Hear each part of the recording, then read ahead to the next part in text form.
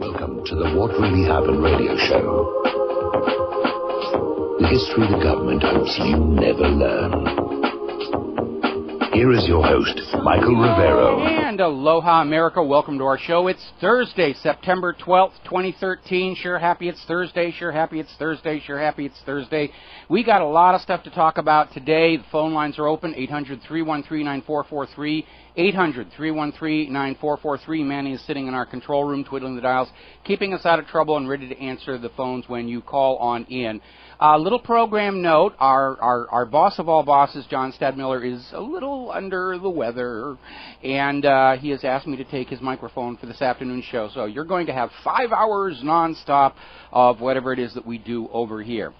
Now, I imagine, this being Thursday by now, Barack Obama has come down off of those tranquilizers he appeared to be on Tuesday night during his little speech, pushing the Syria Kool-Aid on us all. And this morning he's got to be waking up and realizing that he is the first president of the United States in 100 years, president of the United States that is not being looked at as a world leader.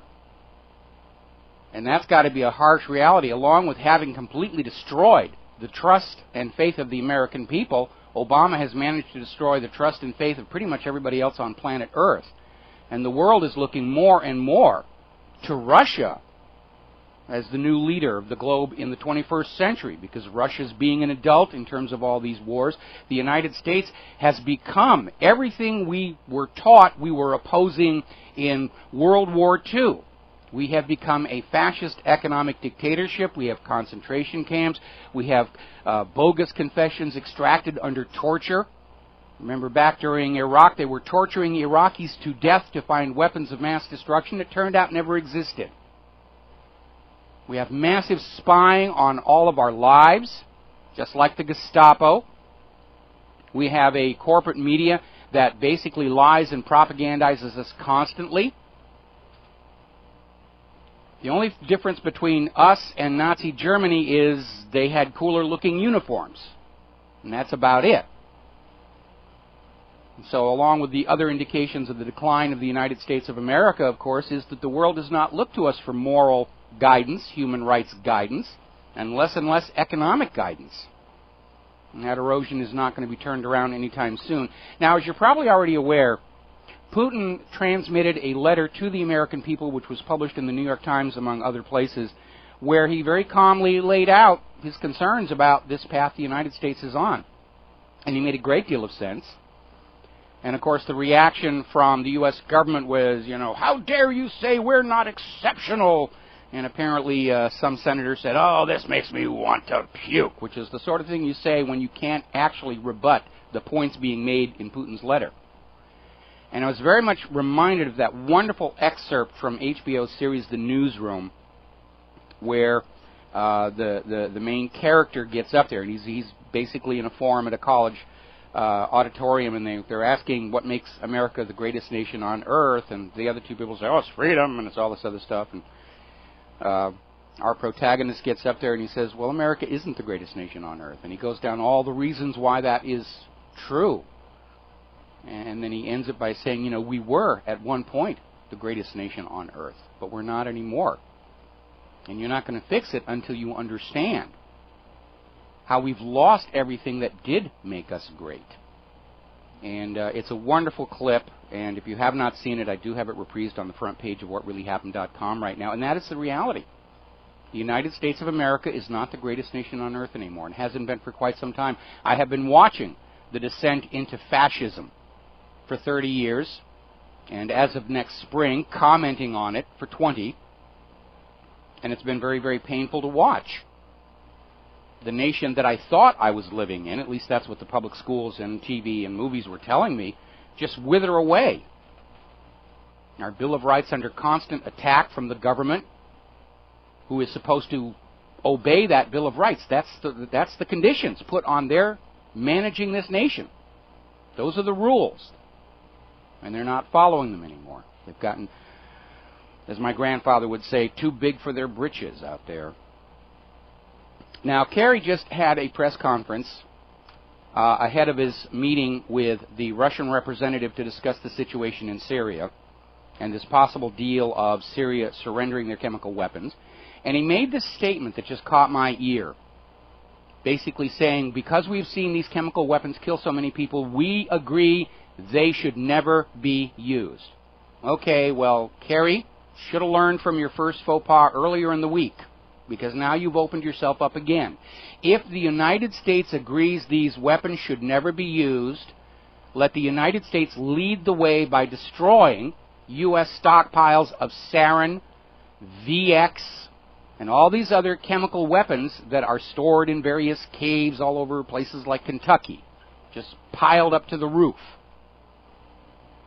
Remember, when Iraq was launching their war against Iran as the U.S. proxy, the U.S. was giving these kinds of weapons to Saddam Hussein to use on the Iranians. Back during Vietnam, the U.S. actually used sarin in Laos against an encampment of deserters from the U.S. forces.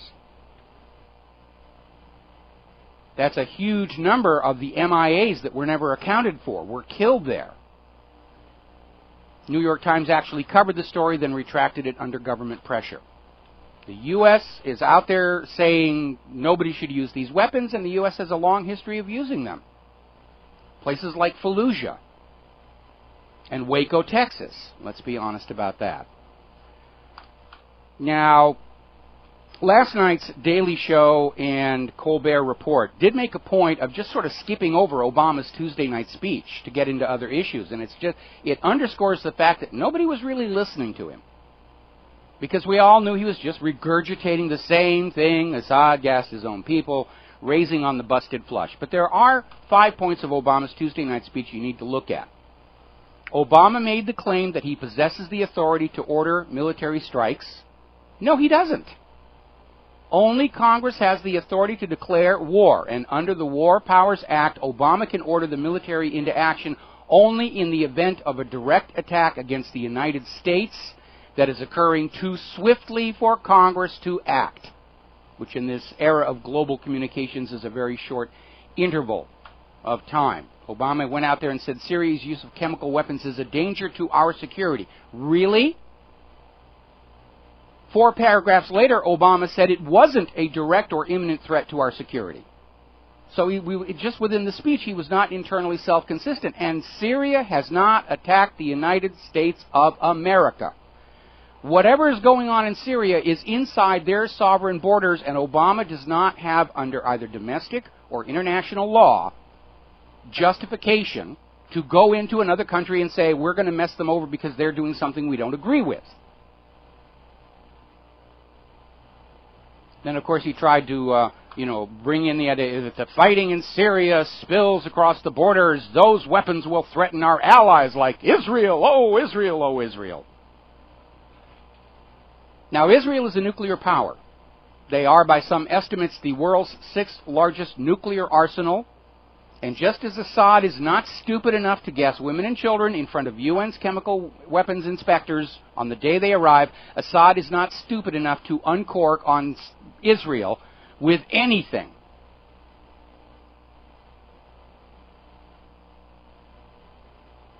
And they're going on there, and then Obama went on there to say that, yeah, some of the Assad's opposition, they're wacky, Al-Qaeda, whatever, but really, we've got to help them anyway. He's trying to basically explain away this idea that when Al-Qaeda is over here, they're bad, and when Al-Qaeda is over here, they're good. And again, the whole propaganda illusion foisted on the American people by the U.S. government, it's not self-consistent internally, which is why Americans just aren't buying this stuff anymore. We've got to take a break for commercials. We're going to come back and talk a little bit more about Obama's speech. Then we're going to get into some other issues regarding Syria and a lot of other stuff to talk about today. We will be right America, back. Welcome back to the show. Whoops. There we go. All right, little technical glitch there. I think perhaps, though, the biggest of the big lies that we were told by the President on Tuesday night was his comment that for nearly 7 decades, the United States has been the anchor of global security.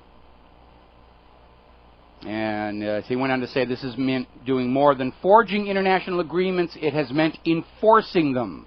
The burdens of leadership are often heavy, but the world's a better place because we have borne them. That's what he said. Now, was the United States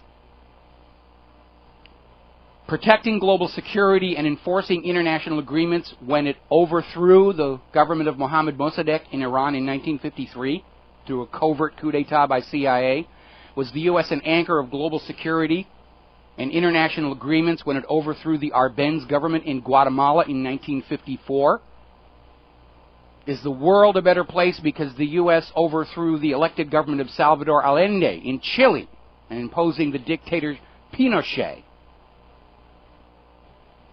Was the world made a better place for all the people killed in Vietnam and Laos?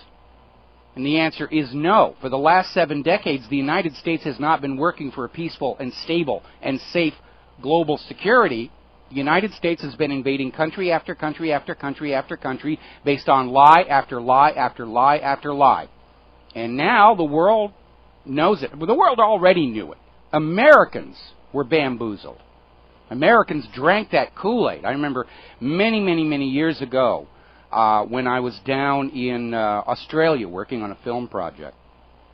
And my hosts paid me sort of a left-handed compliment.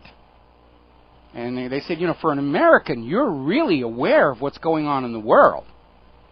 Because I'd already been doing my blog for several years at that point. And I couldn't get any work inside the United States of America, so I was having to bop all over the planet. Well, now Americans are awake. And Obama is realizing that as well. The polls are still coming out. Voters overwhelmingly reject an airstrike or a direct military intervention. They're questioning Obama's leadership because we understand he is doing what he is told to do by his financial backers and his handlers.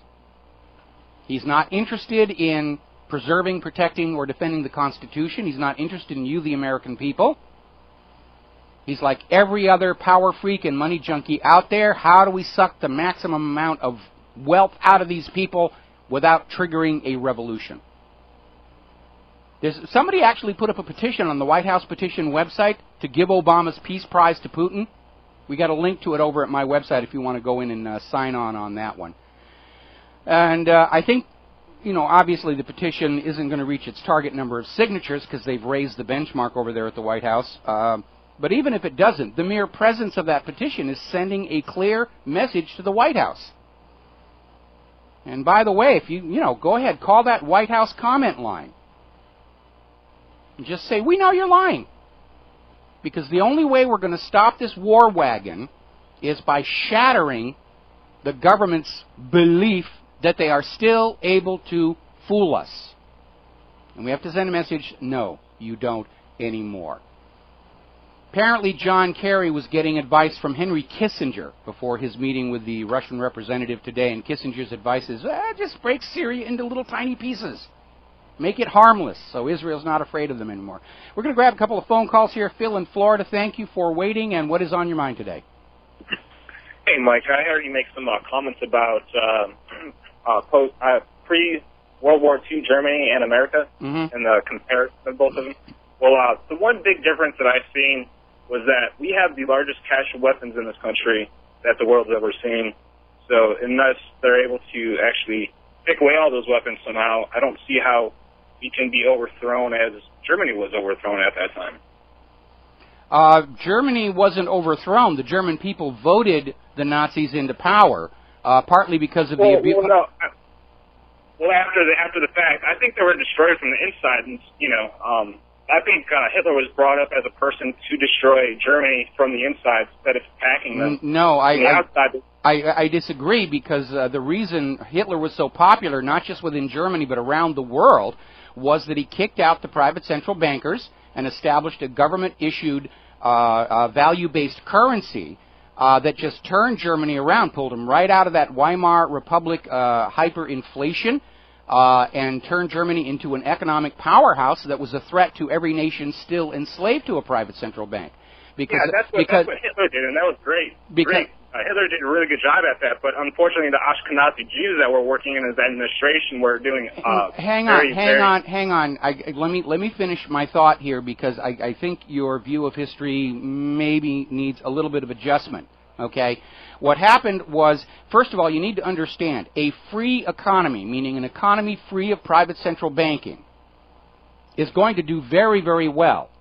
Economies that are enslaved to private central banks, where the private central bank is just taking a piece of the action of all commerce. It acts like a brake on manufacturing and development. And so nations enslaved to private central banks cannot ever hope to compete with nations without private central banks. That's why the money junkies fight tooth and nail to keep those nations from emerging. Just like they did when they ginned up the War of 1812, because the United States shut down the first bank of the United States by act of Congress. So what happened was Hitler threw out the private central bankers. He instituted a government-issued value-based currency. And Germany just lit up. It was called the German Miracle. Time magazine made Hitler their man of the year for the amazing economic improvement in Germany. And, of course, that was an immediate threat to the U.S. economy and Britain's economy, because Britain and the U.S. were still thrashing around in servitude to private central bankers, and they couldn't hope to compete against Germany. So the nations of the private central banks around the world organized a global boycott against Germany, trying to destroy that economy before too many other people around the world said, hey, this is a great way to run a national economy, forgetting that that was the way the U.S. economy had been started with. And that was what led to the war. That was the cause of the war. Again, go back to that video, All Wars Are Banker Wars. We're going to switch over to Keith in Montana. Aloha, Keith. Welcome to the show. What's on your mind? I heard two different things. Hello, Mike. How you doing? Doing great. What's up? Did you get that video I sent you on Syria of those, looks like RNs or interns sedating all of those people laying on the floor? It doesn't ring a bell. I got a lot of mail coming in here. I'll have to take a look. When did you send it? Well, last night about 1 or 2 o'clock like that. It shows these guys all laying down there, but they're being injected to actually put them to sleep, low respiratory stuff like that, so they don't move. Oh, okay, that's interesting. I'll have to look for that. Okay. If you don't have it, I'll just resend it. All right, go ahead and resend it, because first of all, the United Nations Human Rights Commission has concluded that the photos and videos being shown around are fakes. They're staged shots here. And the other thing, have you noticed how so many of those videos are very, very blurry? And that's always the first giveaway when there's something there they don't want you to see, because, let's face it, this is the age of the modern electronic digital camera. They're all autofocus. Nobody shoots out-of-focus video any longer. If it's blurred, they're hiding something. And I'll give you a good example coming out of 9/11. The people who were pushing the no plane at the Pentagon, poison the well tactic, ginned up a video, I think it was about 2 years ago, claiming to show a cruise missile hit the Pentagon. And looking at it, it was obvious that the track of the cruise missile was swimming against the background, which means it was a very poor compositing job. So they went away, and then last year they re-released the video, only it was blurred much more, so you couldn't see the misregistrations. So anytime you're seeing video of bodies on the ground and it's blurry, they're hiding something from you. I got to take a break for commercials here. Do you have something more to say, Keith? I'll keep you through the break. Yeah, really fast here. All right. No. Stay on the phone, Keith. I'm coming back to you after the commercials. Aloha, America. Welcome back to the show, and we're still talking with Keith in Montana. Keith, you had one more point you wanted to make. Yeah, when Obama was talking about these children writhing in pain, the minute he said that, I could not help but think of Pakistan, Somalia, Yemen, Afghanistan, of these children being droned. Whereas military.com said, in addition to looking for all males of military age, they're also looking for children, too, with hostile intent, alleging that children, after watching all these Iraq videos of Iraqi insurgents blowing themselves up planting IEDs, that now children were somehow demolitions experts hired by the Taliban and are now viable targets of the U.S. Well, listen, it goes even simpler than that. For every one suspected terror target, and that means just somebody whose name was turned over for the bounty money, the U.S. drone strikes take out an average of 50 innocent bystanders who are blown to bloody bits, which is a very painful way to go. Could take you, minutes, could take you hours, could take you days to die from being in the vicinity of one of the drone strikes here. And so one other thought. I'm sorry? Just one other thought, and I'll let you go here, and I'll listen to you on the radio here. But anyway, Sean Hannity, when I went to Story of the Day, was saying that even Obama said that Michelle was against this war, what he called his war. Mm-hmm. And he quoted that 4 times, that Michelle was against Obama's war. Well, Obama clearly sees himself as a war president, and probably does personalize it and saying, yes, it's my war and I got to have it, and you Americans just have to go along with it and stop annoying me with facts. Right. And when you referred to earlier about the U.S. constitutional powers of the president, the whole Syrian crisis was started, if you remember, that ex-prime minister from France said that the Syrian uprising was planned 2 years before that. And, of course, that goes back to Wesley Clark's video, you know. Yes. But this entire thing has been a U.S.-backed war over there in which the United States is chargeable for war crimes. Very much so. Even though by proxy, you know.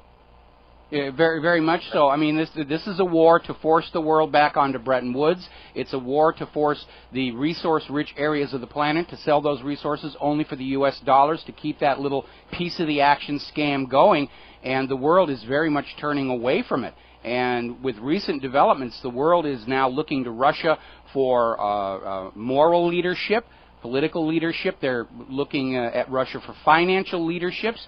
This rush to Bretton Woods has slammed up against a BRICS wall, as in the BRICS organization, which is now producing their own currency without borrowing it from a private central banker. Yep. Okay? Hey, Mike, my best to you for all you do and everything, and the best to the wife, too, okay? All right, thank you very much. We're going to switch over to David in Iowa. Aloha, David. Welcome to the show. What's on your mind?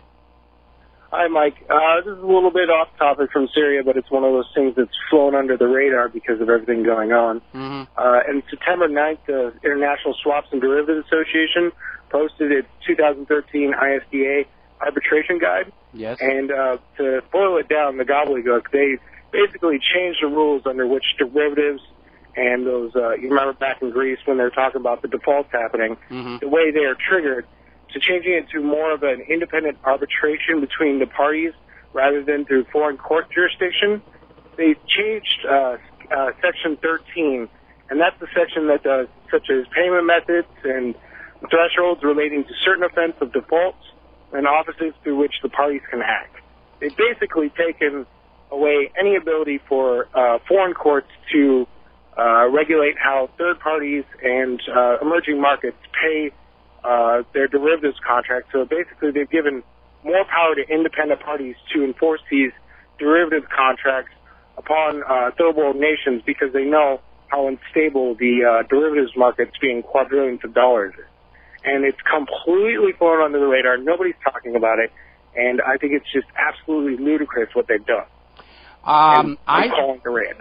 The implication that I see by taking it out of the hands of the courts and putting it into private arbitrators is it gives the arbitrators the ability to simply deny derivatives claims, which is about the only way they can stop the derivatives from dragging down Wall Street.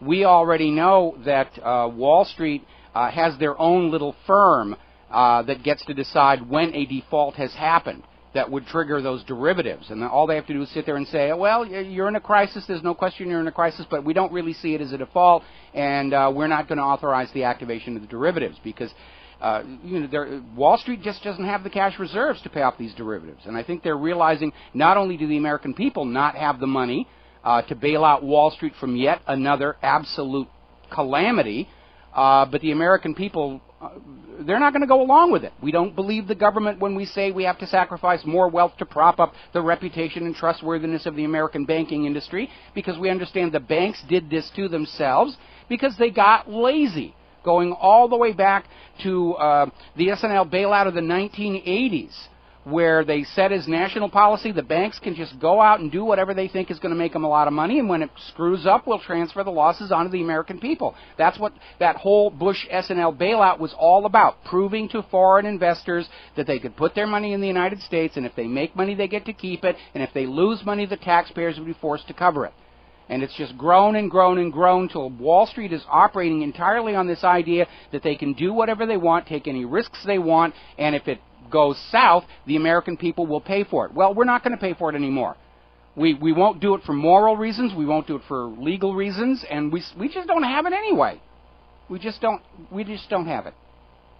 Okay? Well, they're making it so that even if you don't have it, well, you remember how, foreign corporations would come in like economic hitmen, like Michael Perkins, they'd say, we'd come in and try and sucker them in with loans, and then if those loans, once they couldn't pay that, we'd take assets. That's basically what they're doing here. Oh yeah, they've definitely been doing that here. But it only works if the American people believe that that is somehow right and just for them to have their property looted to prop up privately owned banks. And the day when Americans stop believing it, just like they stopped believing in 9/11 or Syrian gas attacks, the whole scam is going to start come crashing down. I certainly hope so. Anyways, have a good show. All right, thank you very much. Yeah, listening to what David is saying, it sounds to me like they're trying to change the rules on derivatives so that when the derivatives storm starts to happen, they can say, oh, well, according to the new rules, we don't have to pay this derivative claim, and we don't have to pay that derivative claim, and we're sorry that we took your money to sell you the derivatives, but hey, the rules are the rules are the rules, and the rules say we can keep our money, and you're just going to have to live with that. Switch over to Alex in Florida. Aloha, Alex. Welcome to the show. What's on your mind? Hey, Michael. Thank you for having me on the show again. I wanted to tell you that last night I watched Democracy Now! And Norm Stromsky cut Obama and dissected his whole speech about the United States' moral authority around the world for the past 7 decades. Yeah, we're seeing a lot of that. Obama has clearly jumped the shark on this whole Syria business. And like I said, it appeared to me that he was on some heavy tranquilizers for his speech on Tuesday night because he registered way below normal on the voice stress analyzer. He kept dropping and flopping his hands onto the podium. He doesn't do that. And there was just a look in his eyes like he wasn't really all there. And that was what, I'm not a medical doctor and I'm not claiming to know for a fact, but it looked to me like he was on some serious tranquilizers. And yes, his speech is being ripped apart by a lot of people. He is making claims to presidential authority he does not have under the Constitution. And again, nobody is buying this nonsense story that Assad would gas women and children in front of the UN chemical weapons inspectors just on the day they arrive. It is absurd on the face of it. And it is. Hey, Michael, I just wanted to say one more thing, and then I'm going to let you go and listen to your show because I really like it a lot. Thank you. I would love for Putin and Russia and the BRICS nations to say we need to have our own investigation on 9/11. Now that we have people that are perpetrators of war crimes pointing the finger at everybody else, to see what they're up to. I would love that. I'll talk to you later. Thank you very much. We don't need a new investigation. It's a complete waste of time and taxpayer dollars. I mean, if Russia wants to investigate, that's all well and good. But for we here in the United States of America, I don't need a new investigation. I know the government lied to us, and I don't need to waste time arguing about pods on planes or Judy Wood's disintegration rays or all this other nonsense they've thrown in there to keep the issue confused. Let's all agree on the one thing we do agree on. This government lies to us. The question now before the board is, what are we going to do about it? We'll be right back. America, welcome back to our show, and I think it's pretty obvious at this point that President Obama and his associates like John McCain and Charles Krauthammer and that whole group have broken the United States of America in a very fundamental way, because a government that has lost the trust and faith of a population is a government that can't function any longer. They have ruled us with lies and fraud and deception so long, they don't know any other way to do it. And so how are they going to respond to this crisis of confidence? With bigger lies, bigger frauds, bigger deceptions. And they're up against the law of diminishing returns here.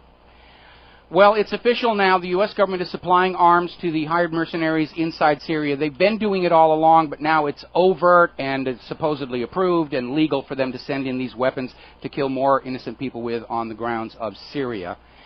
We mentioned this briefly yesterday, but I wanted to follow up on it. And it involves a lady by the name of Elizabeth, I believe it's pronounced Obegi, and she is touted as a Syria researcher. She was quoted by John Kerry and John McCain in the hearings, and she was just fired from her job at the Institute for the Study of War for lying on her resume, claiming a PhD that she does not, in fact, possess. Now, it goes beyond this mere embarrassment to the Syrian war agenda inside the government, because this woman gets these regular appearances on CNN and Fox News, and she's always proclaimed she's an expert on Syria. And apparently there's another embarrassment coming out there, because her works have been published as op-eds without revealing the fact that she is the political director of the Syrian Emergency Task Force, which is a Washington-based advocacy group that supports war in Syria. She is paid to go out there and sell the war in Syria. And this is one of the ways the propagandists will work. We're past the age where somebody can stand up and say, oh, let's go do this, it's a good idea. They set up all these organizations and they pay them lots of money, and they find people who will whore themselves, which is what they do in exchange for these very huge paychecks they get, to go out there and say, I'm an independent, unbiased expert, and I agree with the president that we need to do whatever. And it winds up with these embarrassments, because these people are all frauds and fakes. It's what they do. It's what they get paid to do. Go out and be a fraud. And she got caught for claiming to have a PhD she doesn't have. How did she become a Syria expert? They just put that underneath her name on the lower third on the corporate media. Now, speaking of propaganda, there's a very interesting bit of propaganda that's floating around today, and I got it from a couple of different sources, but they all track back to an unnamed U.S. government official who has announced that the upcoming report from the United Nations on last month's chemical weapons attack in Syria will blame Assad, primarily through circumstantial evidence, but it's all unsourced, and it's floating all over the place. And it's kind of weird, because only yesterday the Sydney Morning Herald reported that the UN inspectors had already issued a preliminary report in which they failed to document the presence of any banned chemical weapons, let alone who was responsible. And then I had one of those flashes of memory, because remember earlier in the year, last April, there had been a chemical attack inside Syria in March that the UN had investigated. And in the days leading up to the release of the official UN report on the March chemical weapon attack, it was all over the news how the UN was going to conclude it was Assad. Yes, it was Assad. All unnamed sources, and the corporate media ran with this story all over the place. Yes, the UN will blame Assad. The UN will blame Assad.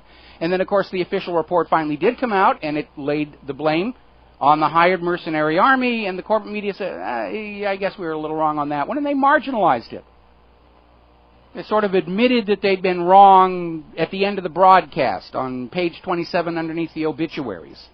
And a lot of people throughout most of the summer were walking around thinking Assad had done that chemical weapon attack in March because it had been leaked the UN was going to blame Assad, and then, when the UN came out and said it was the hired mercenaries, it was added on as a postscript. And this, what we're seeing today, about how the UN will blame Assad, it looks like the same tactic.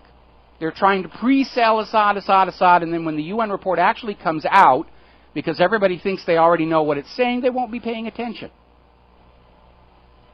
Now, a newly leaked classified document proves the U.S. government has known that the hired mercenaries inside Syria have been in possession of sarin gas for months. Remember, a big case for blaming Assad for this chemical weapon attack is, oh, common sense says it has to be him because we know the hired mercenaries don't have these chemical weapons. Well, they certainly had them last March. And now we've got another leaked document saying, yeah, the U.S. government's known all along the hired mercenaries have sarin. They got arrested with it in Turkey. Turkish authorities raided a safe house for the Syrian hired mercenaries, and they found sarin gas. Story just broke just as we went to airtime. This is coming out of the Daily Mail in Great Britain. Satellite images show North Korea has restarted its nuclear reactor, which might be capable someday, somehow, of producing weapons-grade plutonium. And so what it means is the White House is thinking, well, we can't get war with Syria past the American people, and war with Iran is looking really dicey, so let's just go whoop on North Korea some more. We need a war to distract from the crashing economy, and it doesn't even matter who it's with. Let's go after North Korea. Let's go after Australia. Let's go after Madagascar. They want a war because they know the economy is about to come apart, and they want to have the war to blame it on. And if they don't have that war to blame it on, the American people, when the economy comes unglued, are going to stand up and point the finger of blame where it richly deserves to go. That private central bank issuing the public currencies alone in interest, Wall Street crime and corruption and fraud, which is epidemic, and the U.S. government, which looks the other way, because the more Wall Street defrauds out of you, the American people, the bigger those campaign checks are going to be for the next election. Now, following yesterday's 12th anniversary of the 9/11 attacks, we're seeing all over the globe where people are openly saying, yeah, the official U.S. government story is simply unbelievable any longer. Story over at Global Research up in Canada saying, has questioning 9/11 become more acceptable? Well, it was always acceptable. It's always acceptable to question anything the government and the corporate media tells you. But what this article is underscoring is the fact that the general American population now see it as acceptable. It's not considered unpatriotic to doubt the official story. Their polls are showing 50% of Americans do not buy the official story of 9/11, which is, of course, because there are so many problems with it. There's an interesting little video that's up there. 9/11 incontrovertible proof the government is lying. And it begins with an interview with one of the official U.S. government promoters of the official story talking about the evidence of thermite inside the World Trade Towers and the extraordinarily high temperatures that were discovered in the ruins, that for which there is no official explanation. And this government drone just gets this, oh, here we go, look on his face, and he rolls his eyes and he smirks and says, I have seen absolutely no evidence of these very high temperatures you're describing. And then the video goes on with clip after clip after clip after clip, interviewing the firefighters, the first responders, witnesses, all of whom talk about the intense heat that was inside the ruins of the World Trade Tower, which is a clear indication of the presence of thermite, or thermate, which burns extraordinarily hot, certainly far hotter than jet fuel will. And so this guy's just lying and saying, oh, there is no evidence of extreme temperatures, and then they provide the evidence.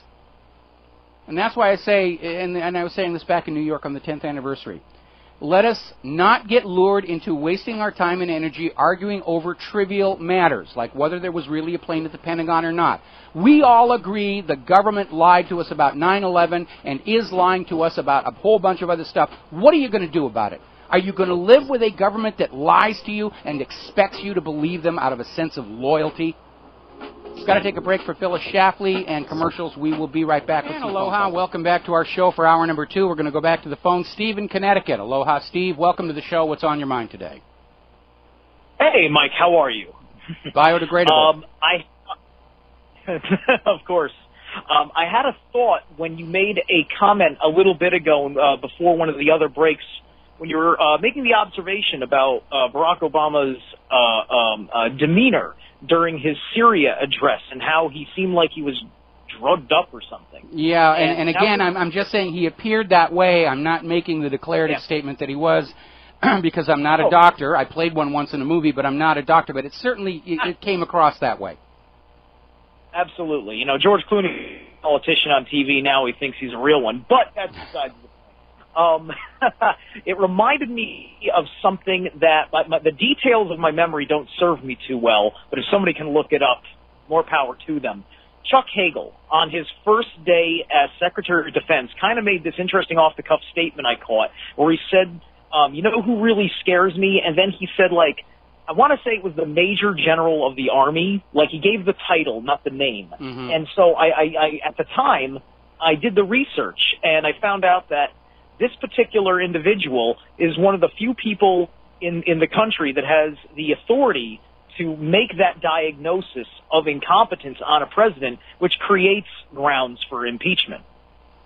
Now, that is interesting. We're talking here, of course, about the 25th Amendment, to remove the president from office if he's displaying mental problems. The concern I have, of course, is that during Obama's first term, it did come out that he was dealing with depression. And it raises the possibility that he is on these prescription antidepressants like SSRIs, which do not lead to the most clear and objective thinking. The latest statistics are that 1 out of every 5 Americans are on prescription antidepressants. We know there's a huge link between those and acts of extreme violence. I would presume, this means that 1 out of every 5 police officers are on these medications, which could be in large part explaining this incredible surge in police brutality we're seeing across the country. And it means that 1 out of every 5 people in the federal government is on these medications, and probably more, because it's a very stressful job to be running your country off the edge of a cliff. And if Obama is on those medications, it would explain why we've seen such poor thinking coming out of the administration. Yeah, because as I've been watching the mainstream media and what I consider to be the psychological operation therein, it feels like, without directly saying it, that they are making a case for impeachment, and they're possibly acclimating the public so that way people will be accepting of that judgment. I don't think they have to acclimate the American public. I think the American, if the instant somebody says impeachment inside Congress, America's going to go, yes! No, I 100% agree with you. But there's always that minority of people that may want to go nuts about it, and that I just believe is what the media feels. But at any rate, thank you so much. You're doing a great job. I just want to let you know that you simulcast on Revolution Radio, which is how I found out about your show, and it's pretty cool to know about your show and your network. Well, thank you very much, and also obviously a shout out to Revolution Radio for carrying our broadcasts and getting them out there, because we need to reach the Americans who are not already plugged in. Okay, they're still plugged into the matrix, and we're out there yanking cables out as fast as we can. But we need to really focus our efforts right now, not on just sitting around amongst ourselves and agreeing with each other about what we already know, but we need to definitely go out there and talk to those Americans who are not plugged into the Internet or the independent media. And they're ready to listen, though. The backlash against Syria and the polls on 9/11 prove Americans are ready to listen, so now is the time for all of you to be approaching your friends, neighbors, co-workers, co-students, and say, this is what's been going on. And don't waste your time with those people who don't want to know about it. Don't waste your time with people who are paid to argue with you, to waste your time. But find the people ready to listen. The polls are showing they're out there, and now's the time to basically get out there and let them know how the government has lied about everything. It lies constantly. And ask them, are you willing to live in a nation under a government that lies to you about everything? And more importantly, are you willing that your children should live in a nation where the government lies to them about everything? Okay? We all agree the government is lying to us about pretty much everything out there. The question now is, what do we do about it? Absolutely. I think we passed the Rubicon. So thank you so much. I'm going to let you continue to do your broadcast, brother.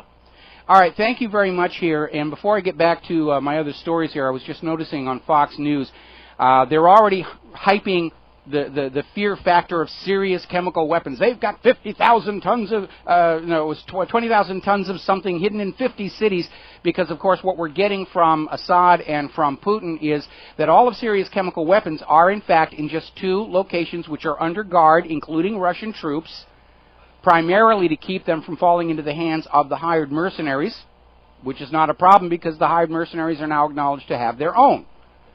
But they're hyping this thing. Oh, serious chemical weapons. They're the threat. They're the threat. We need to go in and get those chemical weapons. It doesn't matter if Assad did the gas attack or not any longer. We have decided that we have... they're shifting the focus. They're shifting the message. It's away from punishing Assad for gassing women and children because nobody's buying that. And now the new focus is we have to get those chemical weapons under control. That's the new reason for trying to sell that whole situation. Now, as I mentioned, yesterday was the anniversary of 9/11. And again, the polls overwhelmingly show Americans don't buy the official story. They're looking at the very obvious evidence of government deception, and they're receptive to it. But that has not stopped the corporate media from going on out there and just ridiculing the 9/11 truth movement. Oh, these people are so silly. And I saw this article that was over in news.com down in Australia, a guy by the name of Anthony, and basically started off saying, you know, people want to believe in conspiracy theories because it makes them feel self-important, you know, which is probably the reason Anthony became a reporter. He wanted to feel good about himself. And basically coming out and saying 6 really stupid 9/11 conspiracies debunked in about 6 seconds. It's an attack piece. You know, and he starts off by saying, you know, 9/11 was a false flag to launch a century of war. And he says, that's ridiculous, you know. He said, this is a direct quote from this article. U.S. governments have shown for decades they will intervene when and where it suits them. The last thing they need to do is justify any foreign policy by killing 3,000 of their own citizens. Okay. Now, as a pathetic attempt to bolster the official story, this one rates C-. Because, yes, the United States government has started war after war after war, but what Anthony seems ignorant of or willfully trying to conceal is the U.S. always starts their wars with a lie. They always start their wars with a lie. When the USS Maine exploded in Havana Harbor, the captain, Charles Sigbey, said it was an onboard fire. President McKinley said, oh no, we were attacked by a Spanish mine, and used that lie to trick America into war against Spain. And then in 1975, Admiral Rickover led an investigation of the remains of the Maine and said, yeah, Captain Sigbey was right. It was an onboard fire. No signs of an external attack. We talked about the Lusitania, which was being used to carry military supplies to Britain,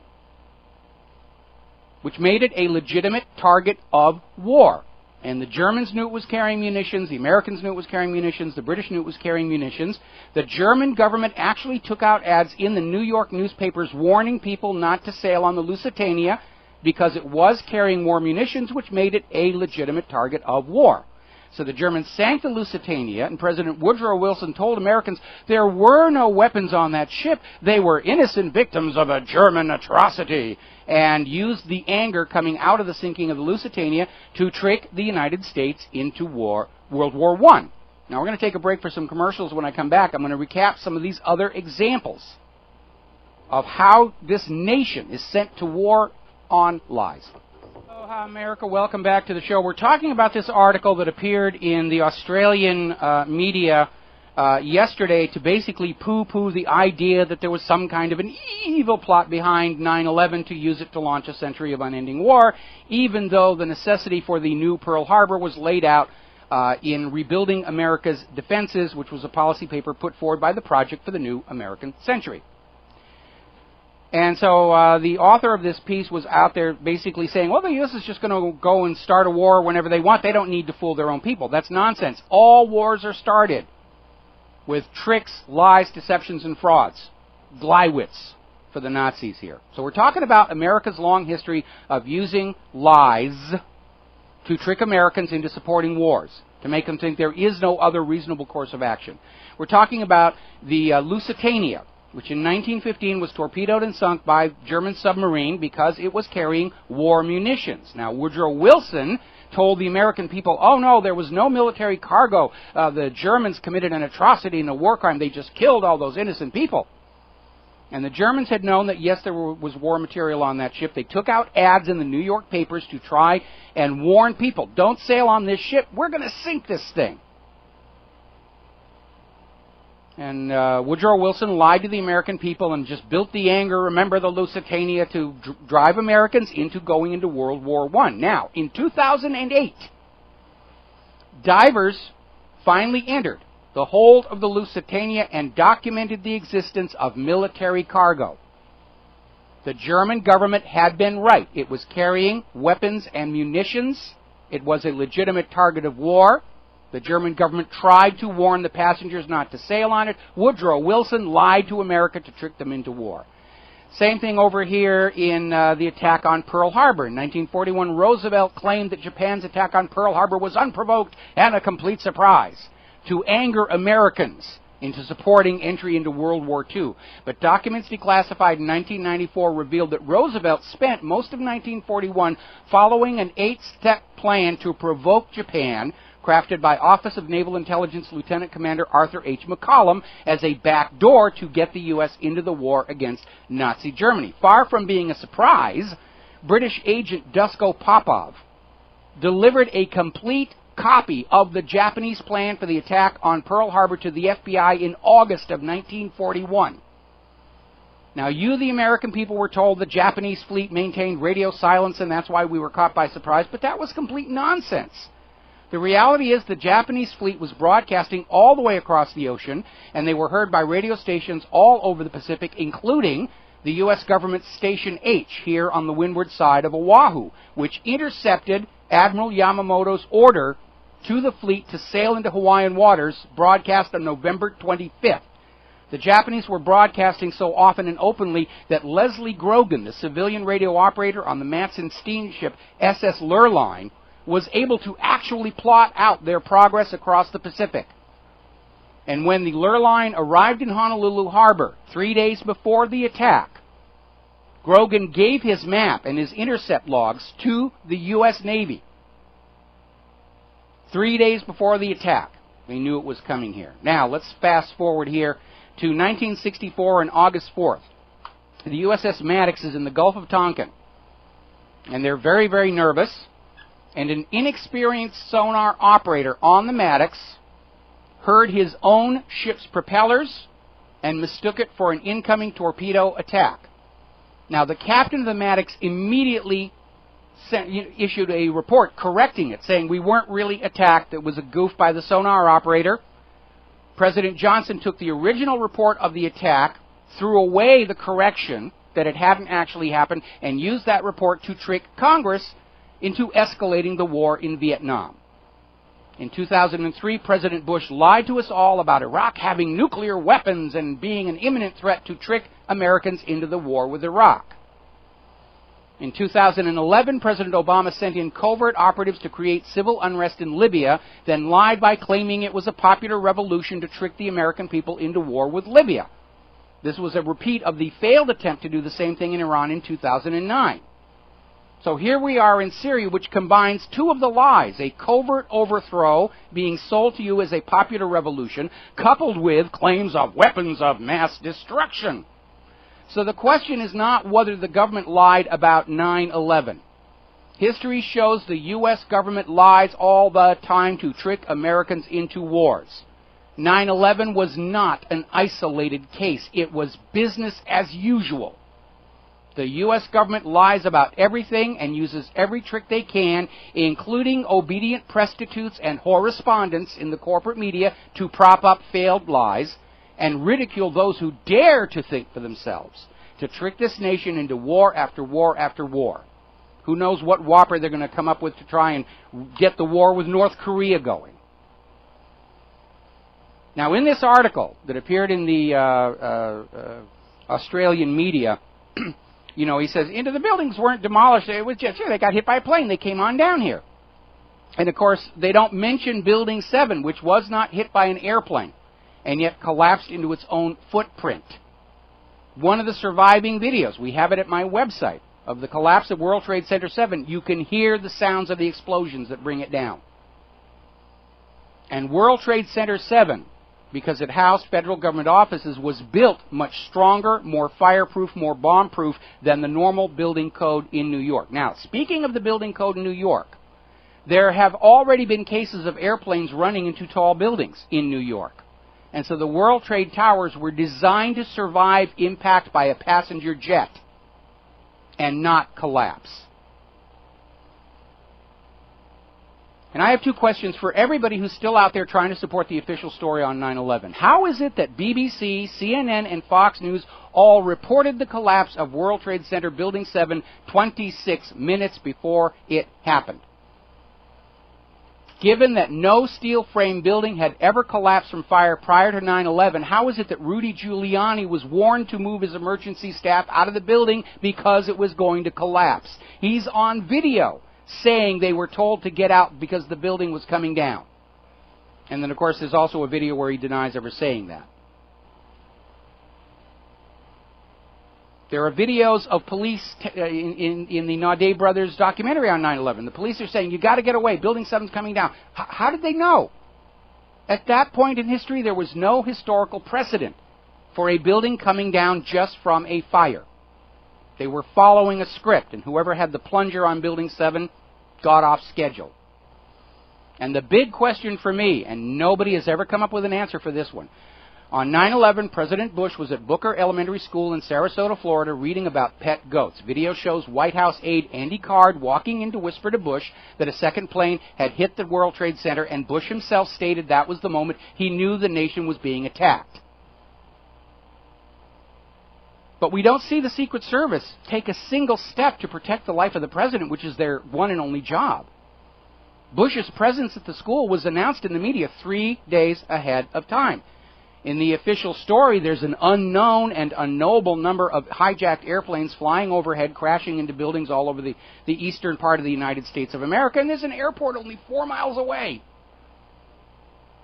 If the official story were true, that it was Osama bin Laden and the rest, the Secret Service would have grabbed Bush, thrown him in that armor-plated limo, and just started driving in a random direction to foil a possible inbound. That's what they're trained to do.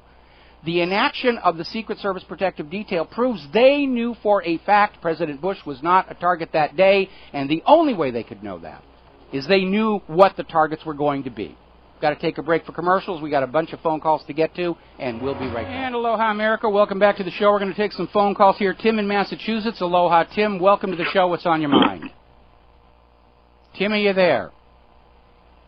I think we lost Tim. Let's switch over to Peter in Los Angeles. Aloha, Peter. Welcome to the show. What's on your mind today? Hey, Mike, you forgot one. I know you know it, but you forgot it. Back in 1990, 3 weeks in July of 1990, 3 weeks before Saddam Hussein invaded Kuwait, he granted an audience to April Glaspie, the U.S. ambassador, where he discussed the border troubles with Kuwait and blah, blah, blah. And basically, it's been speculated, but it was backed up by the fact that speculated that April Glaspie and the United States gave their go-ahead, that they wouldn't intervene if Iraq settled their dispute with Kuwait forcefully. And April Glaspie has since been, even more than Sybil Edmonds, the most gagged woman in American history. She's not allowed to say a thing. Well, I mean, my list is not complete, and I am trying to pull all these together into a new article called Of the Liars, By the Liars, and For the Liars to hammer the point home. Don't forget that stunt with the girl who claimed to be the Kuwaiti nurse. She was actually the daughter of the Kuwait ambassador saying, oh, those Iraqis, they're stealing the incubators. I mean, we could go all the way back to Fort Sumter, where, Abraham Lincoln used the shelling of Fort Sumter to launch the Civil War. And the fact is, Fort Sumter had been shelled for months beforehand. Was not the first time the flag had been torn down and desecrated because of the building tension between the Confederacy and the Union. But he took that one incident and fanned it up into anger to trick the American people into supporting the reinvasion and conquest of the Confederacy. I mean, I'm sure there is a rich supply of these stories out there, and if you know one that I haven't mentioned, go ahead and send it in, because I am going to put together a complete collection of all the lies used by the U.S. government to trick you into wars you otherwise would not have wanted. Grants you plenty of writing space because you'll need it. Well, I have a terabyte hard drive already setting down. Thanks, Mike. All right, we're going to switch over to John in California. Aloha, John. Welcome to the show. What's on your mind? Hello there, Mike. Good to talk to you again. I just a quick follow-up on this. Your last caller, he's absolutely right about that. And what I noted in 1990 at that particular time was how the Sunday morning talk shows, they were all aghast at what was going on and about April Glaspie's remarks supposedly from her meeting with Saddam Hussein. And this is when Brit Hume and Al Hunt and John McLaughlin and some of these others had talk shows. Pat Buchanan was involved in some of them, and Michael Kinsley, and so they were just all aflutter on this one Sunday morning, and then the next Sunday I turned them on and expected to hear more about it. What's going on? Not one word, Mike. Not one word. So they were told to shut up too. I'm guessing. There's no question. I mean, we've seen how the U.S. government will go in and anybody in the corporate media that actually shows a shred of independent thinking is immediately disposed of. The whole issue with Iraq and Kuwait actually goes back to American oil companies operating in Kuwait that were slant drilling underneath the border into Iraq's oil field. That's correct. Disputed territory, right. That was the disputed territory that Iraq was very angry that these U.S. companies in Kuwait were basically stealing Iraq's oil to sell. And April Glaspie told Saddam Hussein that if he wanted to go in to Kuwait to deal with this particular matter, the U.S. would basically stand back. And, of course, that was the big lie, because the U.S. was already looking for a reason to go into Iraq, because Saddam Hussein had gotten permission from the United Nations to sell Iraq's oil for euros, and the United States was very concerned about how popular and powerful Saddam Hussein was becoming in the region. He was becoming a political rival to Israel in that part of the world, and of course the U.S. was, dealing with the potential embarrassment that at some point Saddam Hussein could blow the whistle on all the chemical and biological weapons the U.S. had been giving him to use on Iran. Right. And the big dispute with the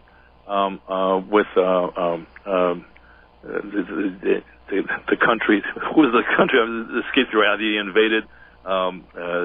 Anyway, he had been fighting this 8-year war at the behest of the United States and Donald Rumsfeld, and he thought that he should have been given a pass by the various other Arab countries as far as the money they lent to him, and they didn't. They weren't going to give him a pass, and that was one of the big things why they were slant drilling to take his oil or take the disputed oil, and he tried to get with the United Nations, try to get redress several people and then several groups, and couldn't get anywhere, and that's when he went and talked to April Glaspie. But anyway, those were. I wanted to just ask you two questions.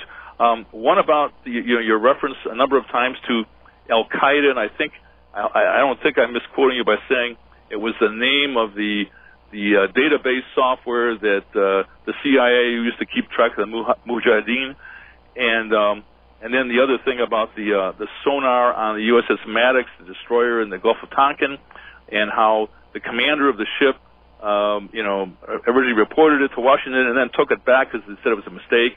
Yeah. And could you steer me in the direction? Did you ever write anything, at whatreallyhappened.com, in terms of a dictionary or source, English to Muslim dictionary or something like that? And what was your source? Do you remember offhand for the commander of the ship, retracting his statement to Washington about the attack? Okay, right off the top of my head, I can't quote you one, but obviously as I work on this Of the Liars, By the Liars, and For the Liars, I'll certainly pull that in as a reference, but basically if you web search "no torpedoes in the Gulf of Tonkin," you're going to find a lot of sources on that. With regard to Al Qaeda, what I said was that the literal translation of Al Qaeda means the base, and was thought to have been inspired by the database of the Mujahideen fighters that were supporting the U.S. against the Soviet Union in Charlie Wilson's war in Afghanistan. What makes it embarrassing as a label for a villain is in Arabic slang, Al Qaeda means a toilet. And, Right. Okay. And I had heard I know I heard this previous to listening to you, but I can't remember where I heard it anyway. And that's where I got the idea that when it's a base, they're talking, the CIA people are trying to be clever and they're talking about a database, so that maybe they use that as a name for their software. Well, if you're creating a mythical terror organization, the base sounds kind of nice and bland. It doesn't really commit you to any particular political agenda. They just didn't realize they had inadvertently used a slang expression that was going to undermine it. You know, one of the funniest things you can do is go out on the web and see all these websites where American products are exported to other countries, and they try and use their trademark names and don't realize that it doesn't translate very well.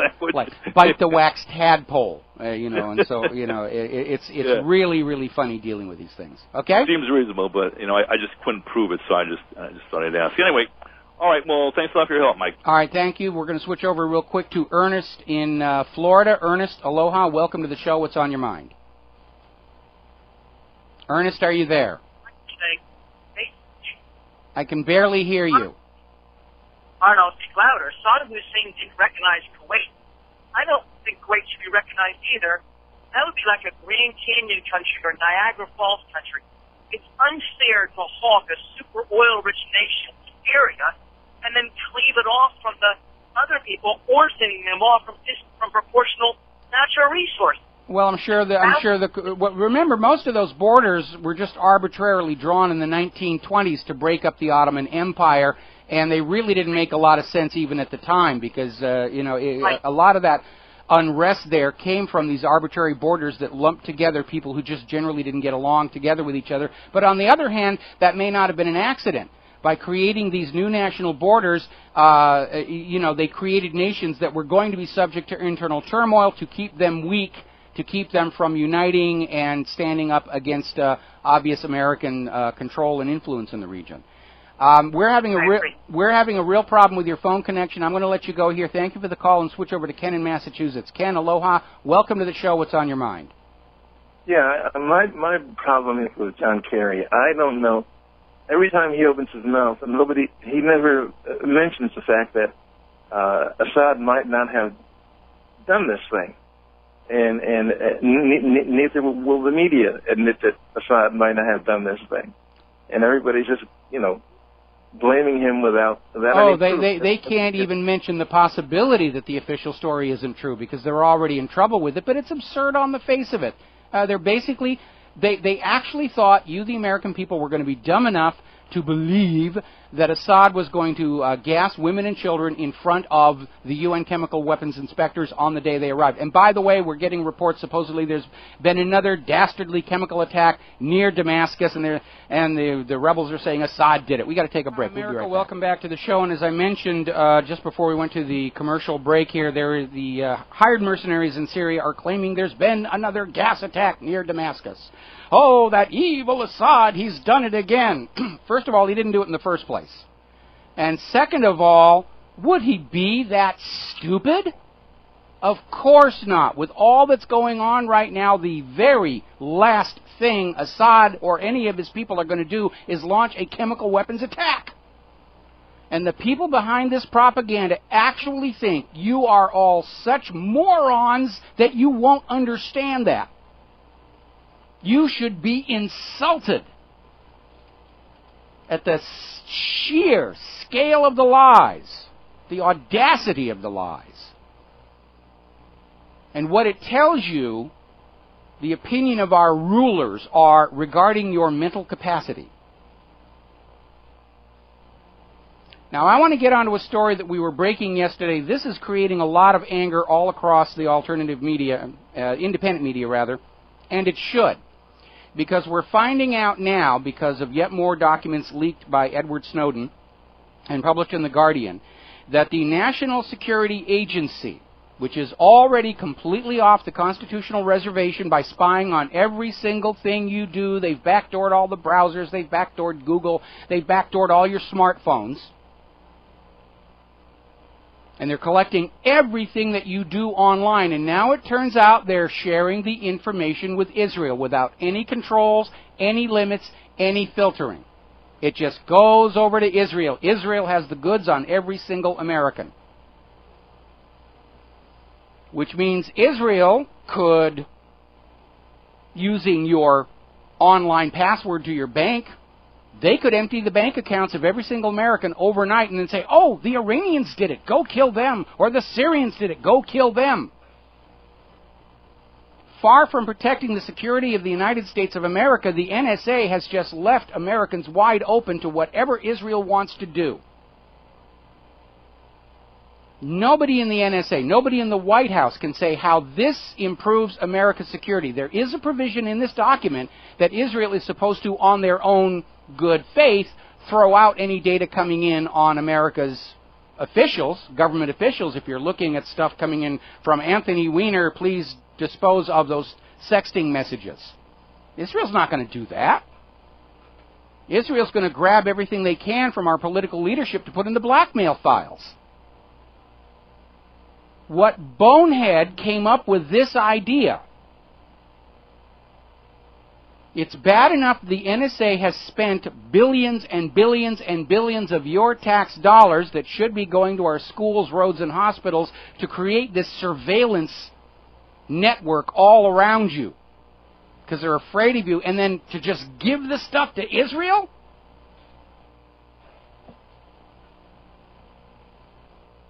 This, I think, counts as treason. Israel has demonstrated they are not a friend of the United States. They're only there with their hand out for more money and more weapons. They've used dirty tricks to manipulate the American people and the government. They've attacked U.S. assets in Egypt during the Levant affair. They attacked and tried to sink the USS Liberty. I think Israel was behind the USS Cole. And the NSA is giving aid and comfort to Israel by turning over to Israel all of the information they have stolen from you. Now, remember we talked about the Seattle Asia-Pacific Economic Conference, in which U.S. government intelligence agencies, spending your tax dollars, were spying on conference attendees to steal business secrets. And last week the NSA saying, no, we're not stealing business secrets, whereupon Brazil came out and said, yeah, we caught you spying on our oil company. It's got nothing to do with your national security. You're spying on our oil company to find out what we're doing with our oil. And that's none of your business.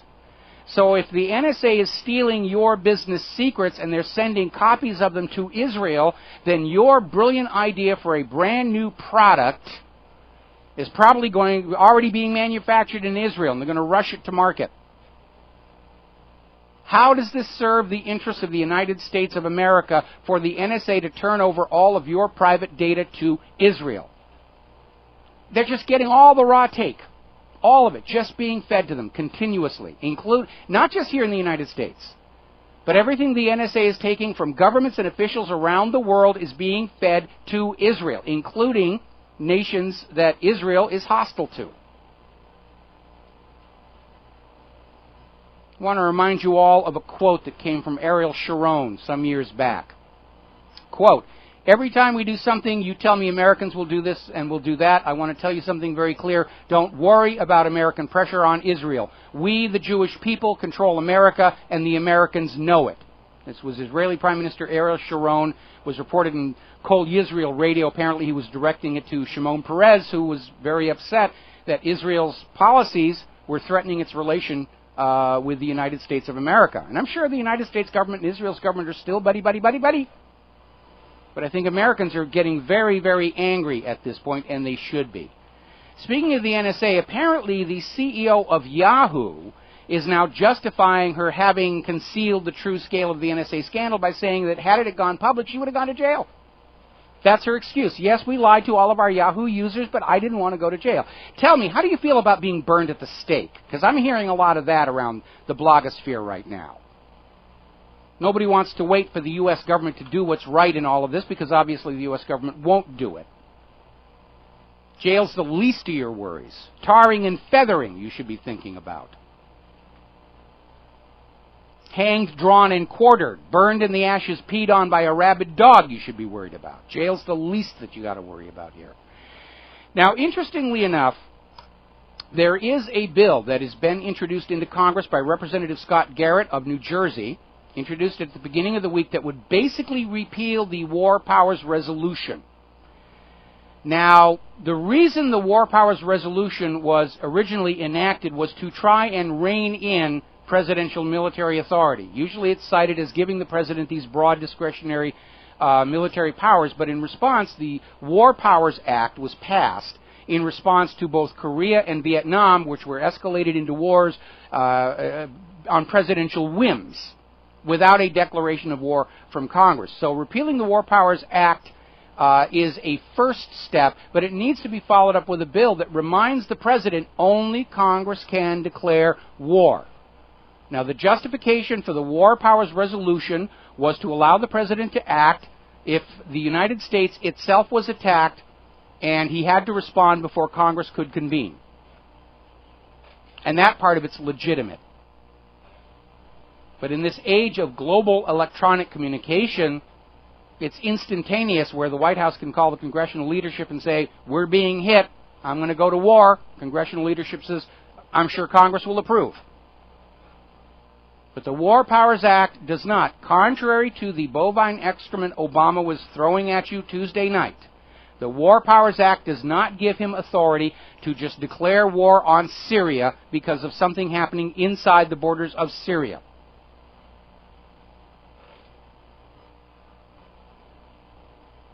Joe Biden is out there once again proclaiming his love for the state of Israel, saying, I'm a Zionist. You don't have to be a Jew to be a Zionist. You should be a Zionist no matter what religion you are. And, of course, we know there's this group of so-called Christian Zionists here in the United States of America that have just been completely suckered in by this whole end times prophecy, which is not in the original Bible. It was created in an updated Bible called the Schofield Bible. And it is used by Israel to basically swindle American Christians into saying they have to support Israel because this is the modern Israel. It's the same Israel we read about in the Old Testament. It's the same Israel today. No, it isn't. It's not even the same people. And Joe Biden's out there saying, I'm a Zionist. Okay, move to Israel, Joe. I'll help you pack. I'll even throw a few bucks into the fund to get you your plane ticket here because it's time to put Americans back in America's government. American demands. America needs leaders who will put America first, second, and third. And I am sick and tired of all these politicians running for office where the first thing they do is just to travel over to Israel to get their picture at the Wailing Wall. And go up to AIPAC's meetings and daven to them about how they will serve Israel if only Israel will allow them to win office. Aloha, America, welcome back to our show here. And I'm looking on the corporate media, and the tone coming out of Washington, D.C. in response to Putin's letter to Americans is the, how dare you? How dare you lecture us? How do you presume to tell us how we should be in the world? Which is basically all they can say because Putin made some very, very valid points. And again, we're dealing with a U.S. government full of poker players who get by on bluff and bluster, dealing with a master chess player who has played this whole thing brilliantly. Absolutely. All righty, let's see. Getting back to some other news here. The Motion Picture Association of America has managed to wrangle a court ruling that they can issue Digital Millennium Copyright Act takedown notices without worrying about the fair use provisions of the copyright law. Now, let me back up here a little bit. Obviously, if you take an entire movie, like the new Star Trek Into Darkness, I don't know where they got this thing. It was the best reviewed blockbuster because I thought the script was almost as bad as the one for the first Star Trek movie. But let's just say that as an example. If you take that and put it up on your website, obviously it's a violation of copyright and you shouldn't be doing that. The fair use provision, though, says that you can take a fragment or portion of a copywritten work and use it for the purposes of satire, commentary, or rebuttal, and that's considered legitimate. And a lot of the independent media's use of clips and excerpts is for the purpose of education and commentary, and now the Motion Picture Association of America has a court ruling saying that they can order you to take down clips from any movies, even if you are within the bounds of the fair use doctrine of the Copyright Act. So no more satires edited out of Hollywood movies because they'll make you take it down. You know something? We won't miss them. We won't miss them. I mean, as typified by this most recent Star Trek. Who cares? Not worth copying in many, many cases. Most of what's coming out of Hollywood and these days is just politically correct pap to support the official story, and nobody's paying attention any longer. The reason these movie studios and music companies are losing money is not really due to piracy. Yes, there's piracy out there, but the reality is that Hollywood and the music industry have gotten into simply doing the same thing over and over and over and over and over again. They actually use software on music to make it sound like what sold well before. And if you're listening to your Boss Jock with the Platters That Matter on your car radio, you probably noticed by now that American music, it all sounds alike. And that's why nobody's buying CDs. Already heard that. The lyrics are a little different, and yes, they've got a really cute hottie on the front of the CD package in very skimpy clothing. But it's not enough to stimulate the sales here. I've become a huge fan of some of the stuff coming out of Europe now, from groups like Fawn, where it's very different, very exciting, very much worth listening to. But the executives behind these corporations don't want to admit their own decisions or why their businesses are dying on the vine. Oh, we'll blame the pirates. And I'm not saying piracy is right, but I think they're being unduly scapegoated. And now they're trying to just sort of, oh, nobody can use our stuff but us. And again, it is wrong to take a complete movie, complete TV show, or a complete song and copy it and put it up on your website. But I do support the fair use doctrine, in which to use that material for purposes of education, commentary, or satire. And that is the letter of the law right now. Apparently, in response to a Freedom of Information Act request, the FBI has finally released documents confirming Michael Hastings being under their investigation. The FBI, remember, after Michael Hastings' car exploded and rammed into the tree, and that is the timeline according to witnesses and one video, the FBI denied they were investigating him, because Michael Hastings, before his death, had been going around saying, I'm being followed, the FBI is investigating me, and the FBI was out there saying, oh, no, we're not doing that. We're not, just because he's getting ready to write a story about the head of the Central Intelligence Agency that might prove embarrassing, it's no reason for us to be investigating him. And now, of course, under the Freedom of Information Act lawsuit, these very heavily redacted documents have come out confirming that, yes, the FBI was investigating Michael Hastings, not because he was a terror suspect, not because he was a criminal, but because he was on the verge of revealing something the government doesn't want you to know. By the way, apparently, new documents have surfaced in the IRS scandal showing that, yes, they knew they were intentionally targeting the Tea Party, and they knew it was a problem when they were doing it. Now, getting back to Israel, this is an article coming out of redressonline.com, and it talks about the Americans awakening against Israel's hemorrhaging of their tax dollars, and they're talking about all the money taken from your pocket and sent to Israel, supposedly because Israel's this weak little country that needs our money and our weapons to defend themselves from the evil Arab Muslims. And, of course, if you look at the history, Israel's the one that's doing all the attacking. They're always attacking somebody, grabbing pieces of somebody else's land. They're already auctioning off the oil rights to parts of Syria.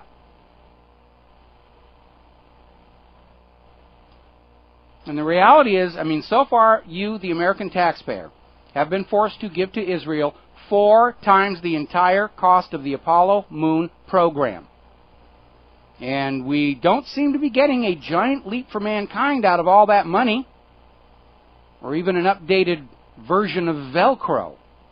All we get for all that money going into Israel is Israel's handout asking for more and more and more and more. And right now, our economy cannot afford it. We have record numbers of unemployment, record numbers of people going hungry. Our infrastructure is crumbling, and still the United States federal government, the finest government money can buy, is sending billions of your dollars to Israel, and then Israel sends some of it back through AIPAC to fund Congress. It's a kickback scheme. Congress and Israel are running a political kickback scheme right in front of you, the American people. Now, Israel justifies its existence and much of its foreign policy on the claim that it is an independent nation for the safety and security of the Jewish people. And, you know, that's actually a good idea. I can get behind that. It's the implementation that doesn't work out, because everything Israel does to their neighbors makes the world more dangerous for Jewish people. In particular, because of Israel's intentional blurring of the line between criticism of Israel's government and anti-Semitism. You know, we're not doing anything wrong. You just hate the Jewish people. Can you imagine the Germans trying to deflect criticism of the Nazis that way? Ah, Hitler didn't do anything wrong. You just hate the German people.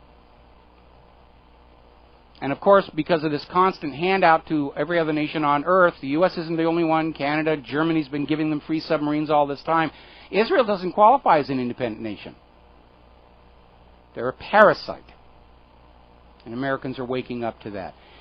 U.S. government announced a drop in jobless claims below 300,000 for last week, and when challenged on the absurdity of this, they basically came out and said, well, there was a glitch in the computers. So they're trying to deal with the fact that Americans aren't believing the official numbers on anything, and they say, it was a computer problem. Gosh darn that Windows 8. Article coming out of 12160.info. For all the talk about tapering, quantitative easing, the reality is they can't. They're addicted to it. And this article, Why the Fed Will Increase, Not Decrease, Quantitative Easing, basically gets right to the spot. They can't stop. That freshly created $85 billion every single month to pour all over Wall Street is the only thing maintaining the illusion of solvency in the American banking sector. And, of course, as that money flows out from the pockets of the bankers into society, it's increasing inflationary pressures on you so that your money is worth less, which is why prices are going up.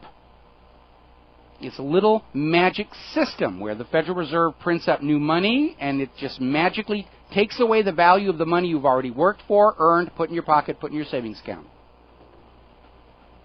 They're stealing from you.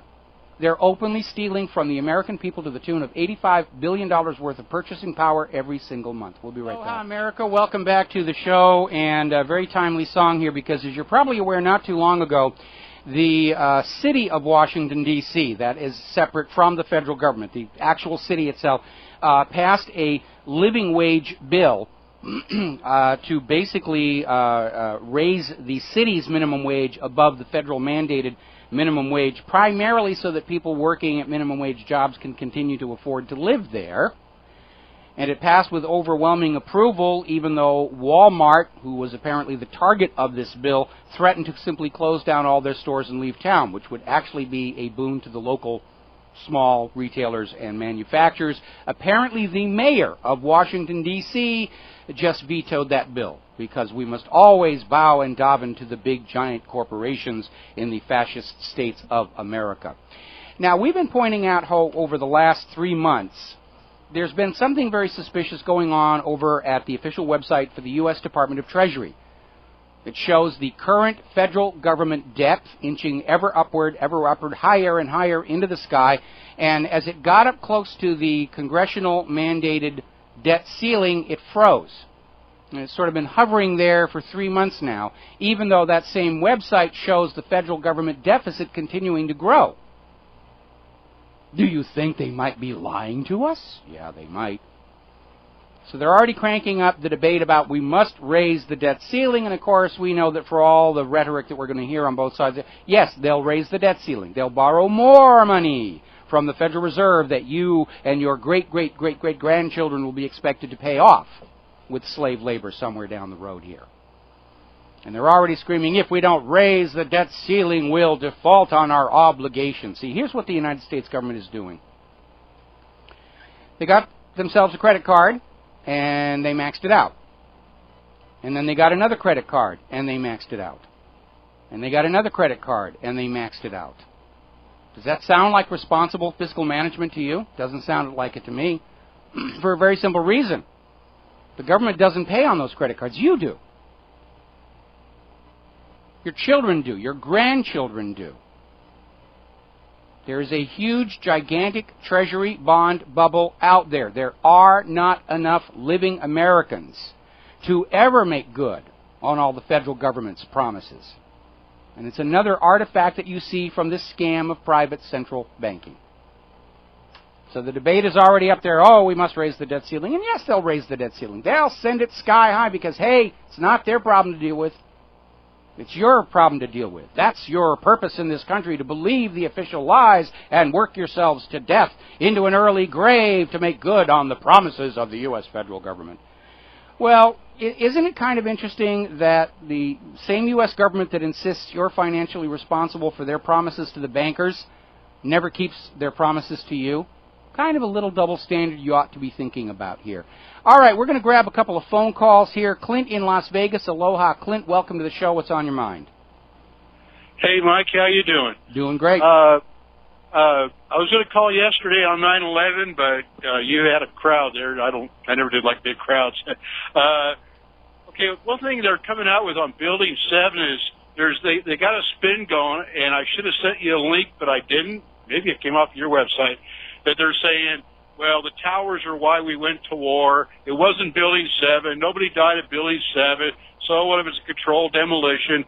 But people have to, and I posted this on my Facebook page, that once you come to grips that Building 7 was a controlled demolition, it just kicks the legs out of the whole thing. It proves that 9/11 was an inside job. There is no explanation on why that building could have been laced with explosives and having people go to work there, not to mention the CIA not knowing about it.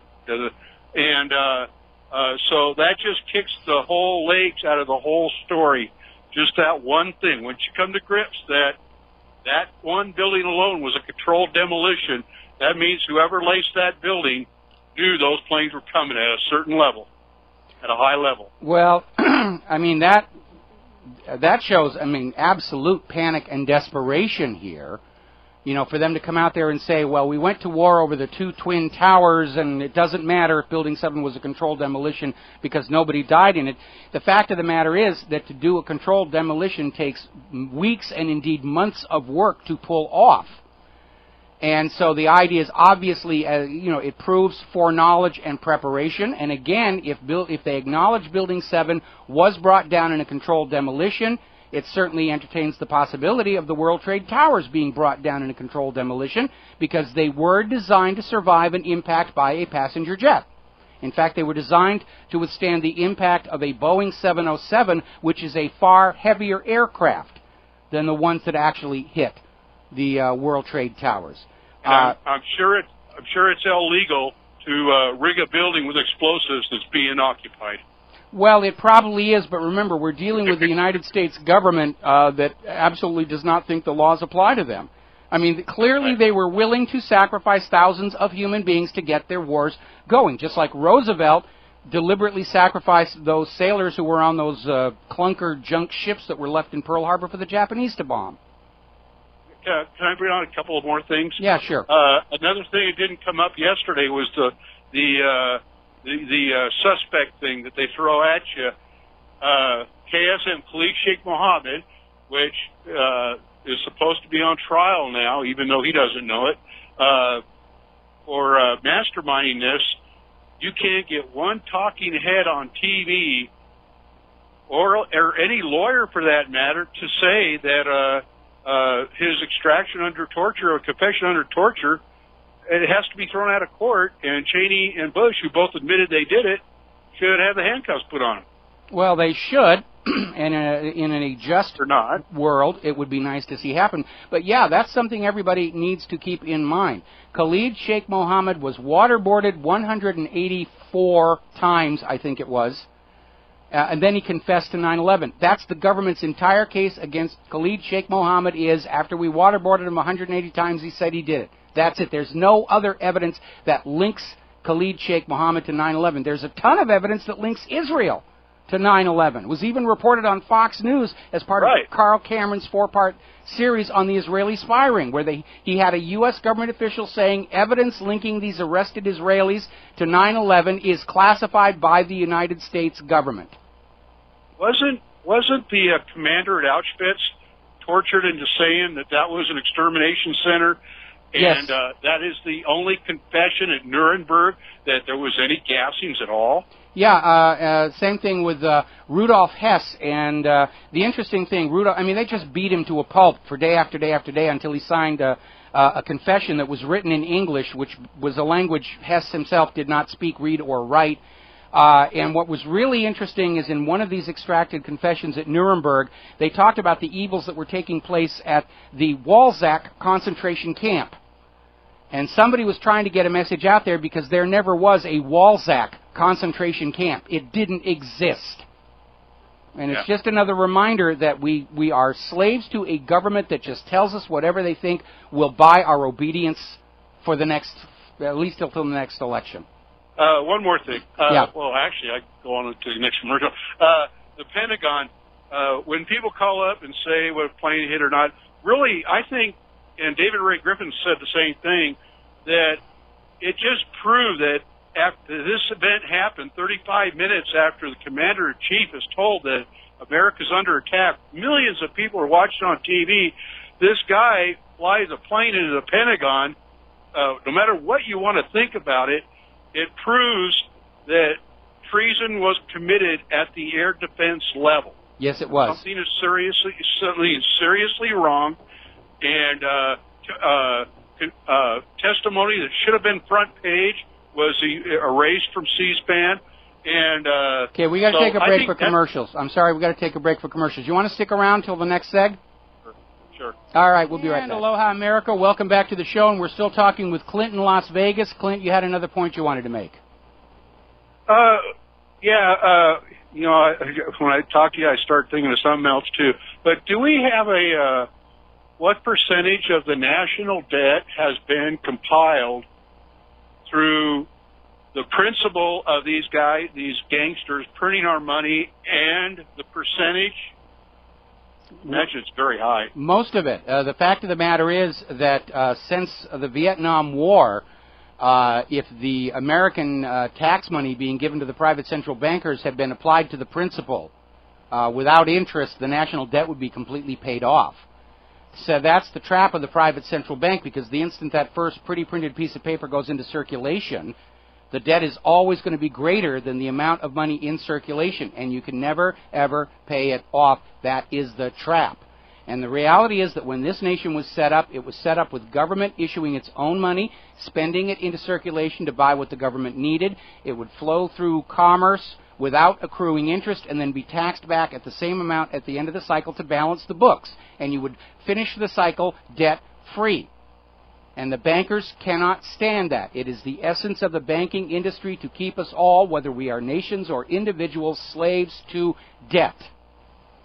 And right. Isn't that the 14th Amendment? Any debt compiled for the purpose of subverting the Constitution is null and void? I'll have to go back and take a look at it, because I don't think that's what it says. But I do know that one of the amendments that was passed right after the Civil War, and it may be the 14th, specifically said that government debt cannot be questioned or challenged by the states. In other words, the government took to itself the right to just borrow as much money as they want, dump the bills on the state, and the states can't say no. They took away the freedom of the people to say no to more government borrowing, which of course made the Keynesian economists happy as all heck. One more thing. Yes. Have you heard of a video? I think it was on Rents. I thought I saw it on yours. It was Adolf Hitler, The Untold Story. And it didn't make me want to go out and vote for the guy, but it told you a lot of things that Hitler's being accused of that he didn't do. Yeah, I know that. The fact of the matter is that I hold all world leaders in equally low esteem. And we don't have the good guys or the bad guys. It is simply sociopaths who achieve power and do what they're going to do with it. I think Roosevelt and some of those other leaders, they did a lot worse things than Adolf Hitler did. Well, they've in the past they've always operated on the principle that history is written by the victors in all of these conflicts, but that too is no longer pertinent in the modern world, because the people of planet Earth are now recording their own history here on the internet, the independent media, and the blogs, so that aspect of being in power, that you can write the future history books, that's also fading away. And you can already see the panic reaction coming back from the government, because now they're actually teaching courses in America's public schools on how to ignore the 9/11 truth movement, how to ignore anybody who's challenging the government, and they're trying to basically indoctrinate the children at a really, really young age to always believe in Big Daddy government and all those people saying the government are doing things wrong. You don't even want to pay attention to them. And that's one of the reasons why our nation's academic scores are so poor compared to the rest of the developed world, is because our schools aren't teaching skills any longer. They're just indoctrinating people to believe in the government and to go along with the government's agenda, which is why now we have the school district in Glendale is spending $40,000 a year to a private company to monitor their students' social media activity 24 hours a day, 7 days a week, even when they're off school property on their own time. We had that scandal of another school district back on the East Coast that was issuing school-issued laptops that had built-in webcams and special software that allowed the school administrators to spy on the kids in their bedroom in their own home. Right. I know one thing. I could argue it now, like 9/11's an inside job. Hitler did not kill 6 million Jews. I tend to agree with that. I mean, a lot of people died in those concentration camps, but they appeared to have died of typhus, which swept Germany during the end of the war, and it was taking out as many Germans as anybody else. But this You've heard of David Cole, haven't you? Oh yeah, it was amazing. I guess he disappeared. Well, he did. He didn't disappear. He's still around, but he kind of succumbed to pressure to basically shut the heck up. But for those who are not aware of it, David Cole did a documentary in which he went into Auschwitz and he got the curator of the Auschwitz museums to make some very embarrassing admissions. For example, that big crematorium at Auschwitz that everybody is told the Nazis were getting rid of the bodies, that wasn't built till after the war was done. And it wasn't built by the Nazis, it was built by the Russians to deal with the typhus epidemic, which was just devastating everybody. And again, this whole story of the Holocaust was a propaganda device to justify the creation of Israel and its aggressions against its Mideast neighbors. Because, I mean, think about it from Israel's point of view.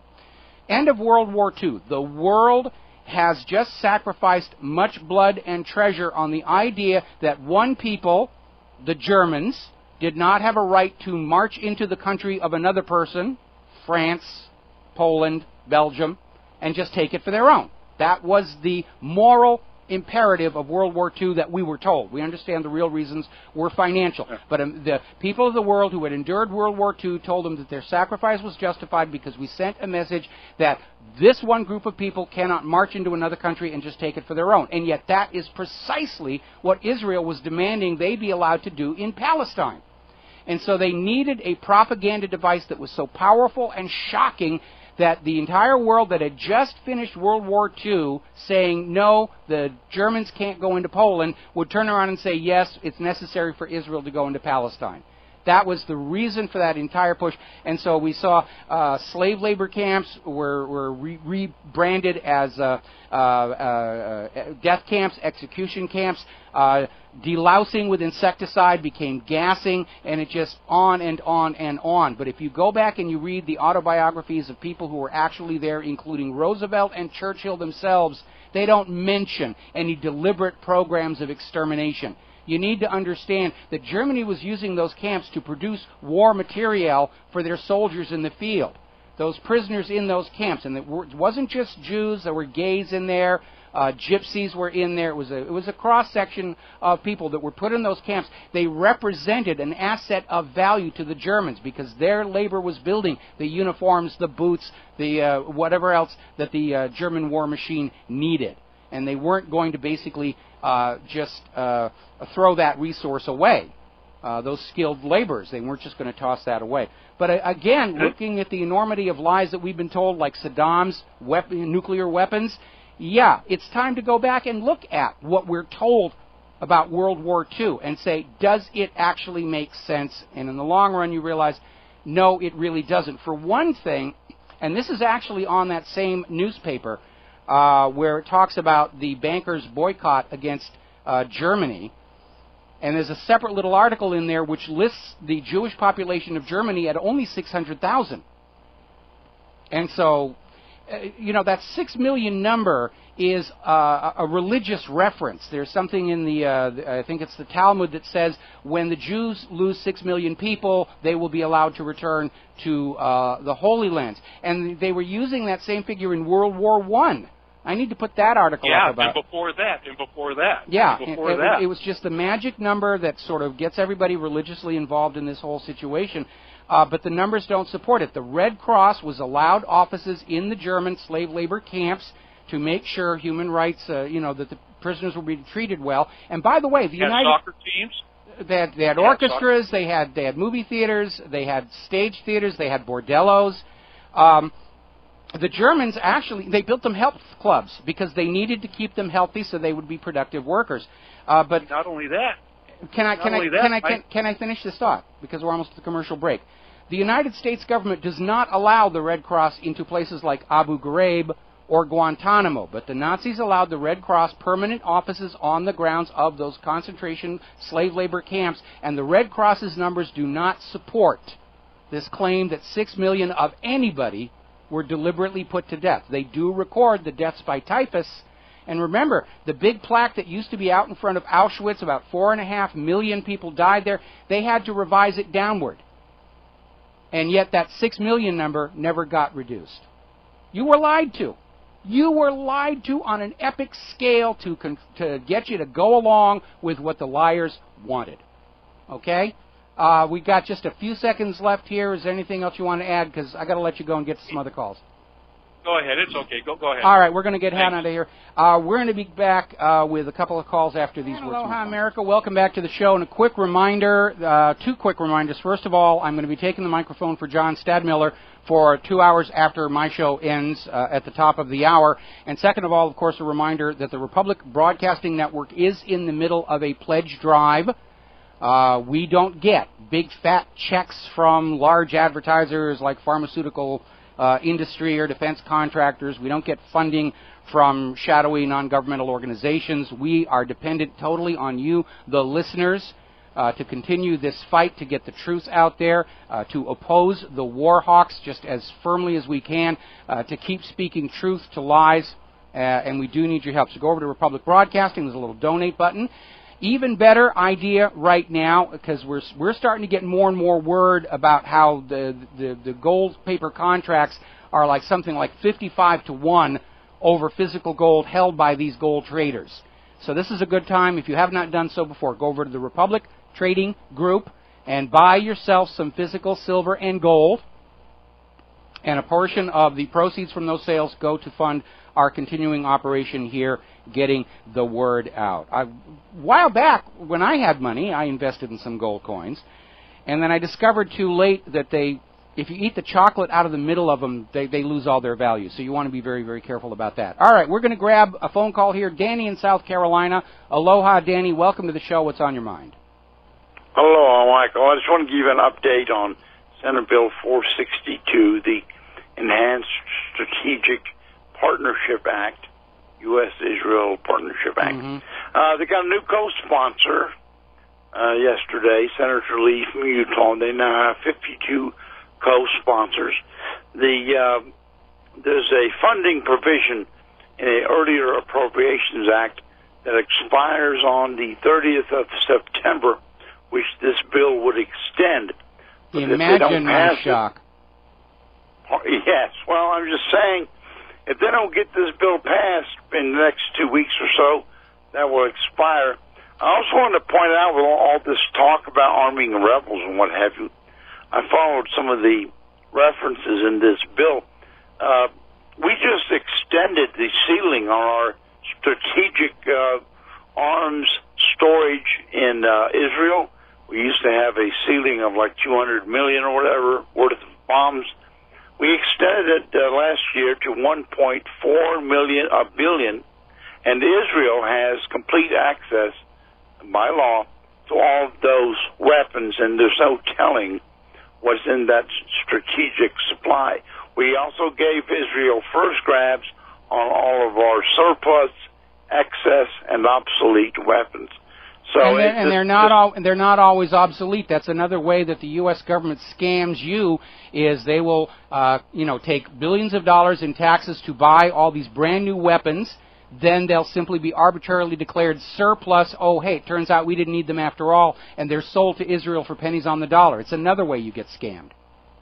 Yes, and then if you get on the Internet, there are certain items of military surplus, believe it or not, they're for sale by Israeli websites. Go figure. Anyway. So Israel gets this stuff, and they're selling it back to the American taxpayer who paid for it originally I think that's absurd. Talk about a rip-off. All right, well, thank you very much. We're going to switch over to Art. Art, aloha. Welcome to the show. What's on your mind? Hey, Mike. I want to talk about the national debt. And first of all, but before that, people are kind of upset with me because I won't even discuss September 11th with them, because I keep telling them, look, this is old news. We've been going over this for 12 years. We all know the evidence that's out there. We know they lied. This is now a non-issue. It's a distraction. Let's focus. Let's not forget. Art, I disagree with you on one point. I agree with you that we don't need to argue about pods on the planes or Judy Wood's death beams or the rest of it. We are past that point. But I think it's relevant today in that most Americans now know the government lied about it, and we need to keep that fresh in the minds of America, along with all these other lies. And by the way, I'm already getting emails about, don't forget how we got sucked into Bosnia and Kosovo and all the rest of that stuff, because now is the time to ask America, what are you going to do about a government that is lying to you all the time? Because we can't. Yeah, that's relevant. Anyway, what else is on your mind? That's what I tell people, but let's not harp on it so much, because we already know the truth. Let's not harp on it like we've been doing. Yes, because I agree. It becomes a distraction at some point. But on the national debt, it's amazing to me. You were talking about how the government gets this credit card and they go out and they spend until they hit this point, and then they have to do this so they can go spend more. And, I could have swore earlier in the year they had came up with a piece of legislation that they were going to try to completely remove the debt ceiling altogether so that wouldn't become a problem. But now we find ourselves back in this issue again, this time revolving around the food bill, claiming if we don't come to some kind of agreement, benefits are going to be possibly cut, maybe suspended, maybe delayed, whatever it is. But, here's what I'm trying to figure out. If we look at the Obamacare, they tried to sneak a provision in there that would earmark $350 million for the education system to educate your children on how to manage money. Now, let me ask folks a question. I'm over 50 freaking years old. I have never had a credit card in my life. I have never taken a loan. I own everything that I have in my possession. My credit is walking into town saying, I need, see you next weekend. I'm out the door. Now, who do you think? The government, who can't seem to balance a simple checkbook? Yeah, I don't want the government that lost $3 trillion out of the Pentagon to be teaching my kid how to manage money, but we understand the whole purpose of this teaching children how to manage money is to teach them how to be loyal, dependable customers to the banks. But what I'm saying is, who do you think is more qualified to teach your children how to manage money? A government who can't seem to balance a checkbook, who's constantly going into debt, who's constantly having to rewrite the rules just so they can stay in the game, or someone, a parent who actually has no debt, has never had any debt? Well, you see, if you're living your life that way, that makes you the mortal enemy of the private central bank, because the private central bank wants the entire economy, has created an economy entirely based on debt. If everybody paid off their debts, there would be no money in circulation. There'd still be debt, by the way, because that's the way it's rigged up. But you're absolutely right. We know the current education system is all about indoctrination, and this teaching children how to manage money is teaching them how to be good customers to the banks. To always look at everything has to be borrowed and interest has to be paid on it. Don't even think about paying cash and carry. Put your money in the bank. Here's how to write a checkbook. Here's how to fill out a credit application. That's really what it is. It's in-school paid advertising for the banking system. Right. And here's what people need to understand. If you maxed out your credit card and you couldn't pay what you owed, what would they do to you? But yet, what do they do to the government when the government maxes out its credit card? They just get another credit card. Yeah. But yet, they'll tell me, well, you've never had a credit card, you've never taken a loan, you owe nobody, blah, blah, blah, blah. You're a credit risk. Excuse me?